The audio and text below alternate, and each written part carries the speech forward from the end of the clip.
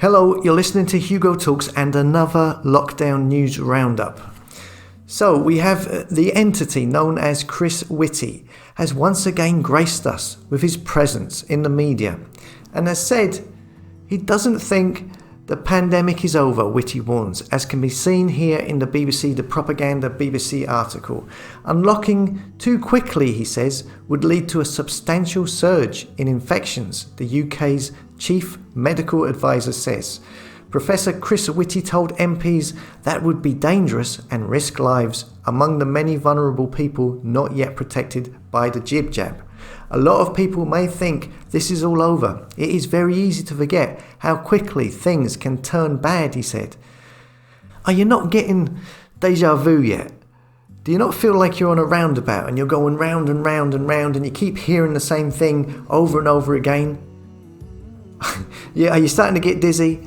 It says here, Professor Whitty said, under all the scenarios, if we unlock very suddenly, all the modelling suggests we could get a substantial surge while a lot of people are not protected.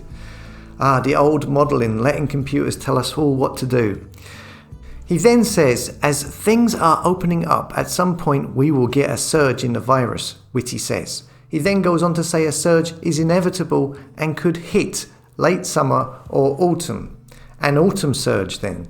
So, are you one of these people who has got the jib jab? Did you get it because you thought this was the way back to normal? Yes? Well, when I take a look around social media at the people who proudly display their I got the jab profile pictures, that phrase, it's the only way we can get back to normal, is mentioned a lot. Well, what do you think when you see this? When you hear about lockdowns next winter? Can you not see how that is what's being lined up? Do you not find it a little bit strange? Just going by what we are told. This, to me, is what the plan will be. The plan will probably be to draw out giving people the second jab because they will state that everyone needs to have their second jab before restrictions can be ended. But they will do that in coordination with a vaccine passport rollout, which will in turn divide and split societies in two, as can be seen in Israel, where they have half a society with passports and the other without, and still the ones fully jabbed up in Israel are still wearing masks and social distancing. Then that will take us to when the new extension of furlough ends, then another lockdown around autumn, as your Chris Whitty person has already detailed in the BBC article, because of the rise in cases and of course a new variant due to the time of the year, and then another furlough extension, and then more jabs and more boosters, which of course you will now need to live a normal life, go to the pub, go to the theatre, go to the library, due to the passports that you've now got. That is of course if you were fool enough to get one in the first place. The plan is for it to go on forever, is it not? That's what it seems like to me. That's a logical guess, going by the information that's been relayed to me through the media and through the different policies laid out by the different countries. Of course, all of this is dependent on how much pushback these governments get from the public, and that is down to you. So in other news, USA, the CDC, that's the government organization, the US Centers for Disease Control and Prevention, the same organization that has zombie preparedness on their website. Yes, I did a video about that last week on the alternative websites when I was suspended from YouTube. You can find it at hugotalks.com. Anyway, the CDC have announced last night that people fully vaccinated against the virus can safely visit with other vaccinated people and small groups of unvaccinated people in some circumstances, but there are still important safety precautions needed. Of course there would be. To put it more plainly, it says here, the CDC releases guidelines giving limited freedoms to people fully vaccinated. So now you get your 2 jabs and you can have some limited freedoms. It's getting real predictable now.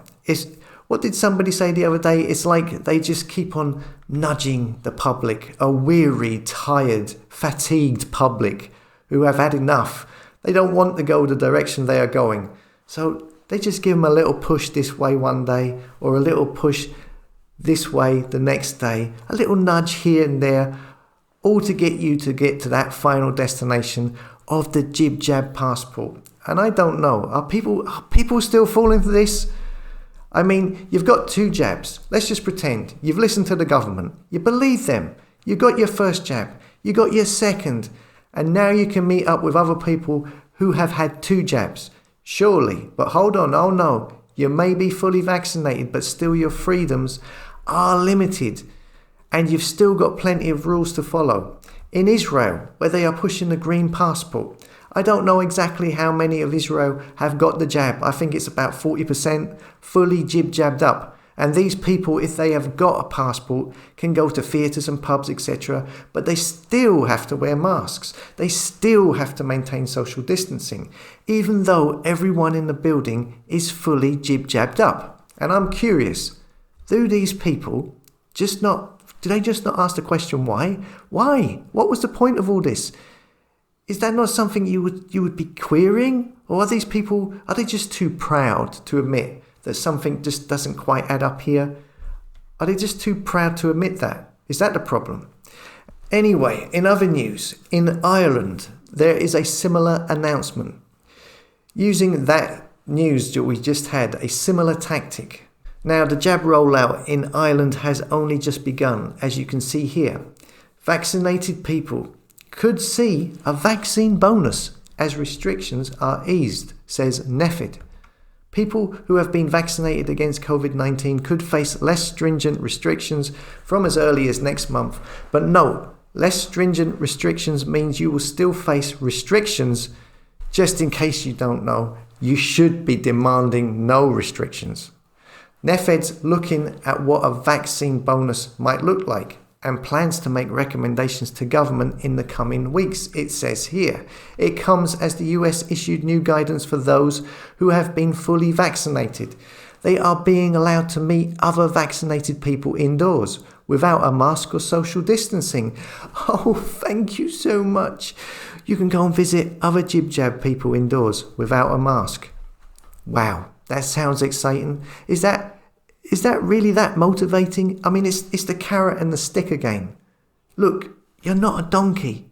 Don't be a donkey. Don't be the donkey. You don't need the carrot. That's the nudging you on. The behavioural insight team behind this headline, their thinking is, oh, the public, there's a lot of hesitancy. Well, we need to give them some motivation. Oh, you mean like a carrot for a donkey to follow? Yeah, okay. Well, why don't we just say that we can give them all their freedoms back once they get the jab? Oh no. Whoa. Hold on there. We're not planning on giving them all their freedoms back. Let's just give them a hint of it. That's how they're thinking. And look, on the same day, here we have in the Irish Examiner, we have the annual COVID-19 vaccine doses may be needed, Chief Clinical Officer says. Annual doses of the coronavirus vaccine may be required to boost immunity, the Chief Clinical Officer has said. Dr. Colm Henry said that Health Information and Quality Authority studies into the subject of immunity had shown persistent levels of antibodies for 6 months, with some decline after that point. So the headline says annual, and then it says, well, it declines after 6 months. So you know the headline. And then you can see it's going to end up being 6 months, every 6 months. And they are talking in the headline that it's going to be every year.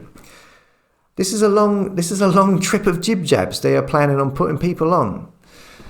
Okay, look, I'm going to wind up there. March the 20th is Worldwide Rally for Freedom, with protests all over the world. Make a note of that in your diary. As always, thank you for listening, and come and subscribe to hugotalks.com. In case you didn't know, I was suspended for a week last week by YouTube. I got loads of emails in that week from people wondering, where had you gone? Hugo, what's happened to you? If you sign up to hugotalks.com, you will get daily updates. And when I get suspended next time, I might not be coming back. So if you want to continue this connection, subscribe to hugotalks.com. And I'll see you later on.